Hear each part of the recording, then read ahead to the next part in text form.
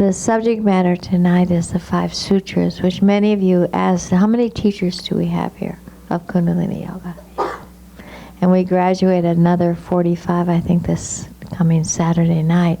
We'll start here in New York City next October. It's a 6-month run, and it's quite exquisite. And when you become that teacher, you become your own teacher. That's the best way to put it. Whether you find yourself out teaching, which you probably will, because soul will carry you there too.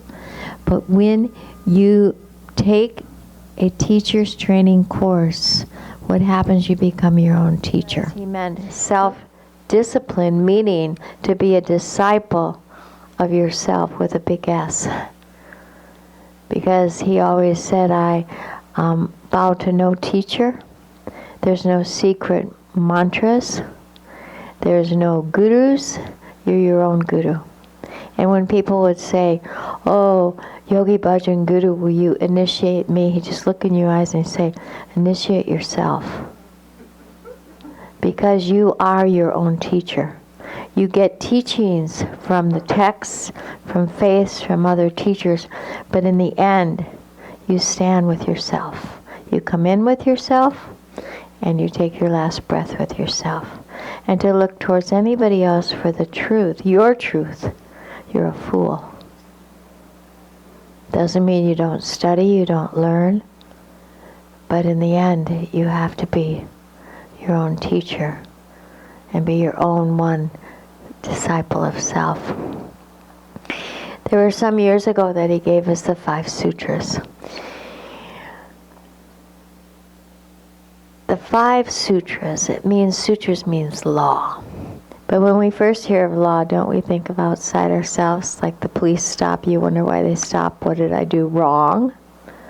Or the church or the synagogue, whatever it is, or your parents, teachers, whoever it is on the outside.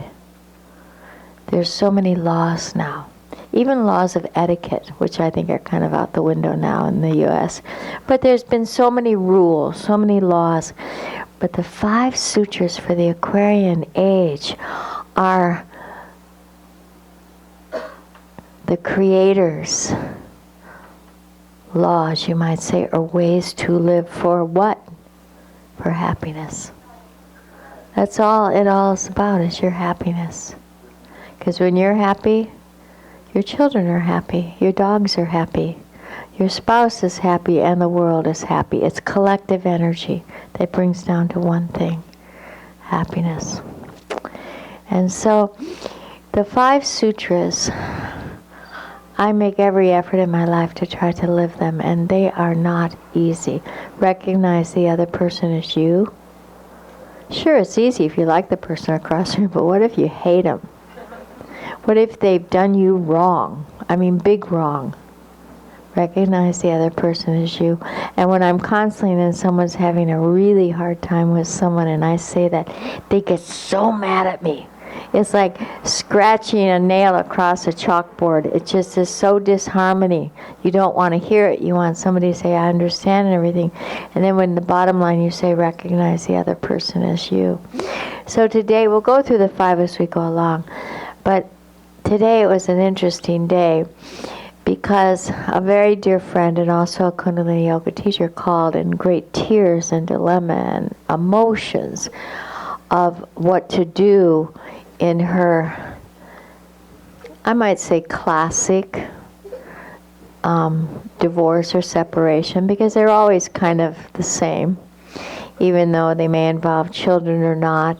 They may involve money or not. But there's a disturbance in the collective psychic of the two. And for that reason, they find it's better to separate, it's better to get a divorce. It's so many things go on which causes people to separate, right or wrong, good or bad, not for me to judge.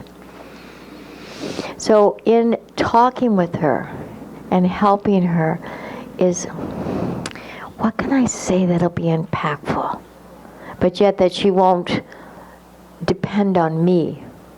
What can I say? What can I do? I can tell her to pray and give her meditations, which I've done. But when I got off the phone, I texted her and said, the 5 sutras.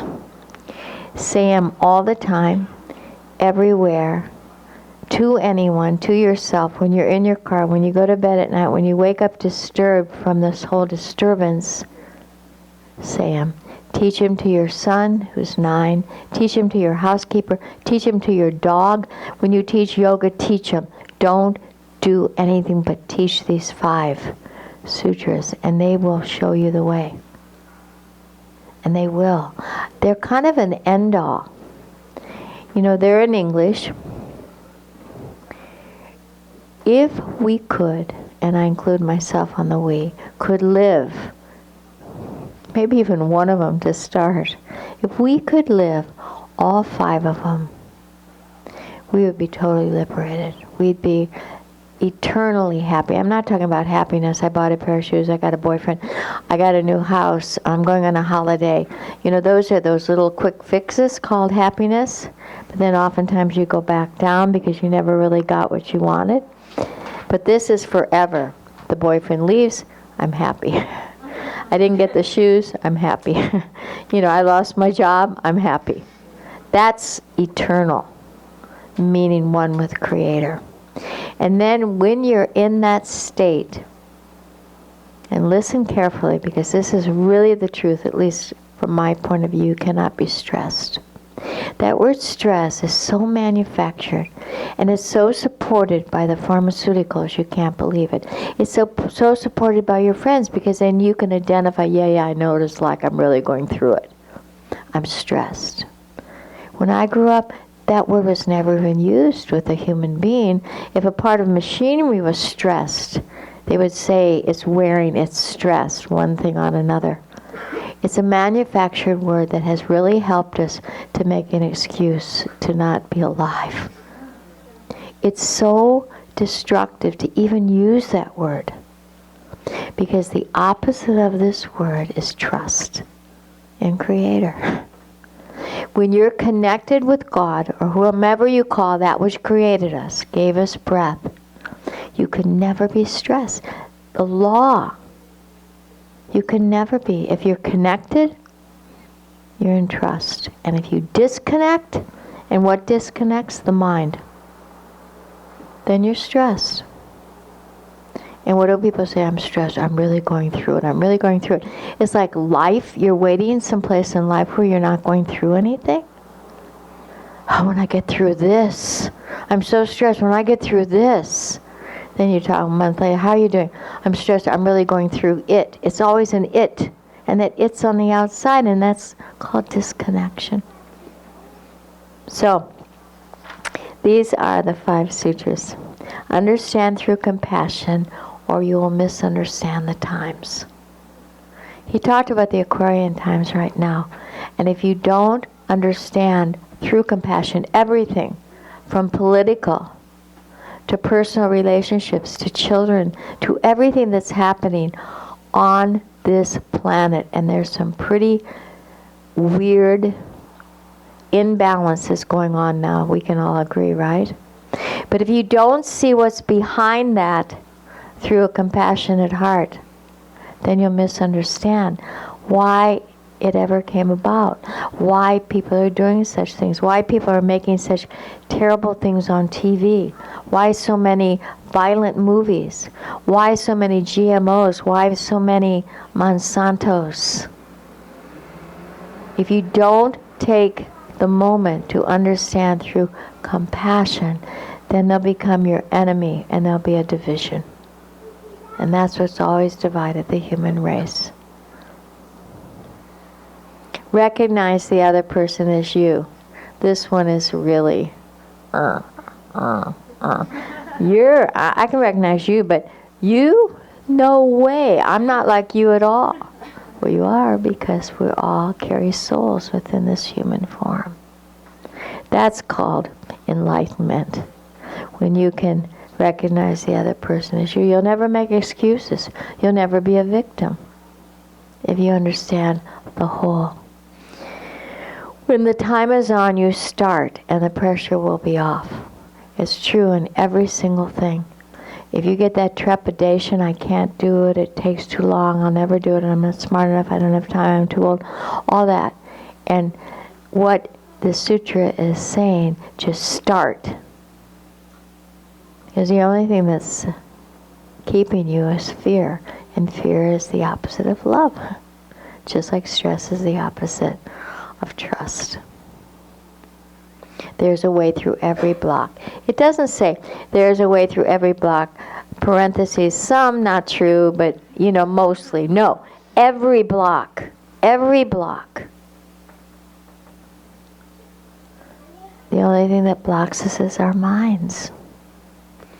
Vibrate the cosmos, and the cosmos shall clear your path. I think Yogi Bhajan used the word cosmos because it was such a cosmopolitan or big word for God. Because some people can't even hear the word God. They've been so indoctrinated by whoever to not even like the word God. Yogi Bhajan says God is just the opposite of dog. But if creative force is good, divine mother is good, oh heavenly father, Jehovah, whatever it is, cosmos can't really, I don't think, be disputed by any religion, race, or creed. So vibrate the cosmos. In other words, vibrate God, and that will clear your path always. These are big. These are 5 big things. And sometimes they even seem overwhelming, but they're checkpoints. Like if you've had a bad day or you're having a bad life, bad relationships in work, play, relationships, pick this up. Read it. Where am I adding to the chaos, to the imbalance? And that's what I had to say to my dear friend. Remember, it takes 2 to tango. It takes 2. 2 people are part of a relationship. So if it's not going right, you really have to go in and check, what did I help to contribute to it? And if you are on that whole thing, it was all their fault, I did nothing, then what are you? A victim. I never met a person who was happy who was a victim. You can go beyond just relationships. Go to countries. Go to wars. Go to who felt like a victim. Are they happy? No. People that are holding grudges? No.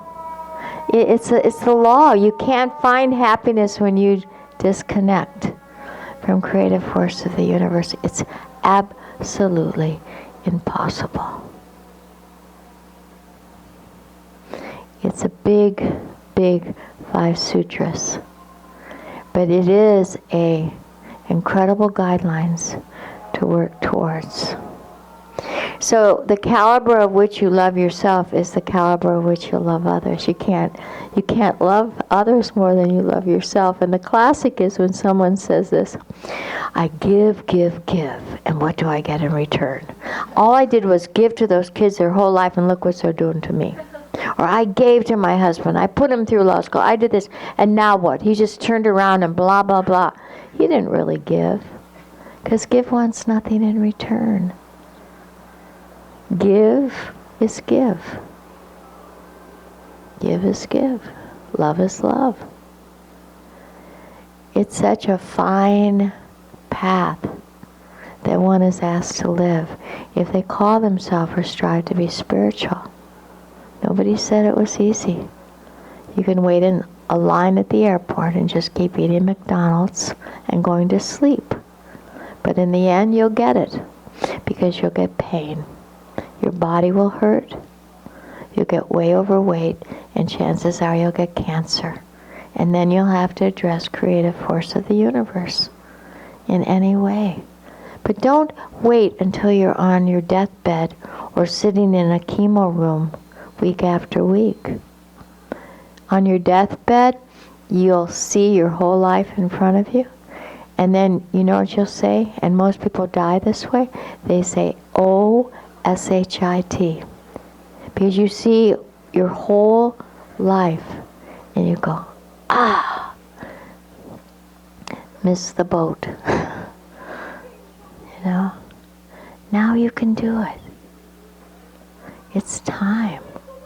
And the beauty is you're supported by God right now. Like someone out there, they're just so mad.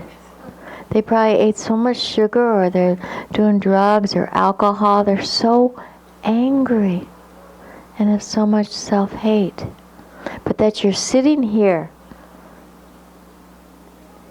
in an evening and paying some money and listening means you are of higher consciousness. Don't even discuss it with yourself. You are. Otherwise, you'd be out there. You'd be across the street at the 4 to 6 happy hour out there. And I know many of you sat at 4 and 6 happy hours, right? Yeah. Mm-hmm. And maybe it took you to get to rock bottom. Maybe it took 12 years of sobriety in AA or NA or OA, whatever. But we're sitting here. So give yourself such an applaud and such a self-love, because the soul has you now and it won't let you go. So come along for the ride. Even if you think you're falling or fell away, you're sitting here now. And like Michael Franti says, it's never too late. Never too late to get back home. So welcome home. Let us begin our class.